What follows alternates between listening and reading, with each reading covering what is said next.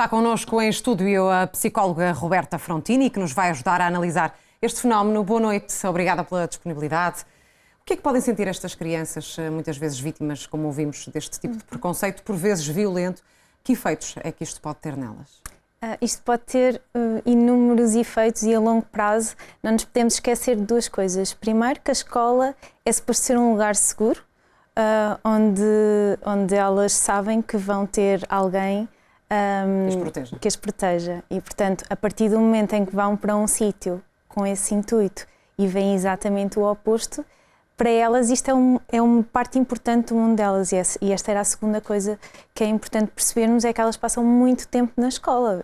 E, portanto, se elas começam a perceber que neste lugar que é suposto eu estar seguro, não estou, elas podem começar a acreditar que o mundo é um lugar que é perigoso. Criam desconfiança em relação a todas as outras instituições e pessoas?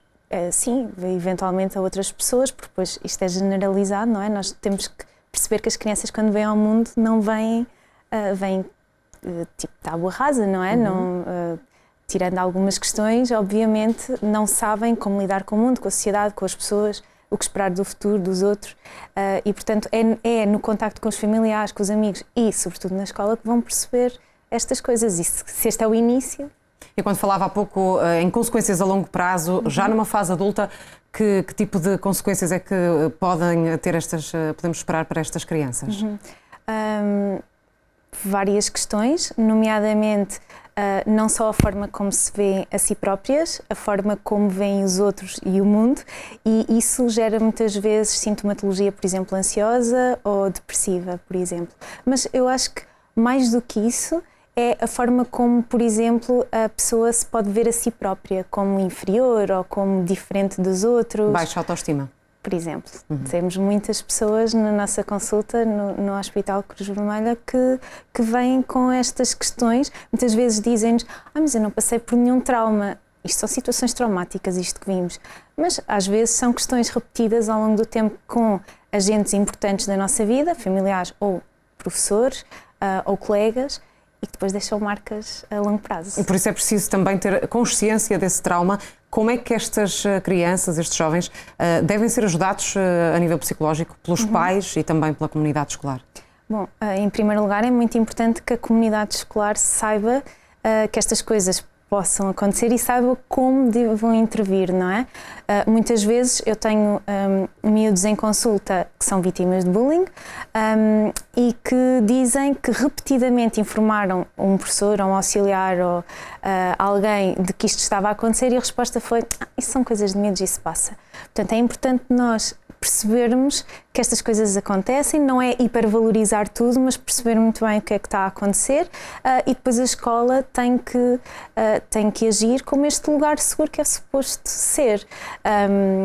Para isso é importante formarmos os professores, formar os auxiliares. Vi na reportagem, por exemplo, que uma das crianças tinha autismo, portanto é uma questão muito específica. E é importante também formar os alunos que estão do outro lado, não é? Porque claro, muitas vezes nós estamos aqui a falar de agressores ou pelo menos ainda vamos a tempo de fazer aqui alguma reversão. Que cuidados devem ter também pais e a comunidade escolar em relação aos meninos que têm este tipo de ato mais preconceituoso ou mais violento? Acho que é muito importante em casa tentarmos não ter este tipo de conversa, de discurso, porque nós já estamos a ver que este discurso está a ser muito banalizado e em casa temos que fazer essa prevenção. A prevenção é sempre o melhor remédio, como se costuma dizer. E por isso é que eu acho que é importante em casa termos este tipo de conversas e explicarmos às crianças que é crime e que não se pode de facto discriminar as pessoas em relação ao seu género, raça, etc. Nacionalidade, exato. E portanto os pais não podem continuar este tipo de discurso. É importante também haver e termos um canal aberto entre a escola e os pais.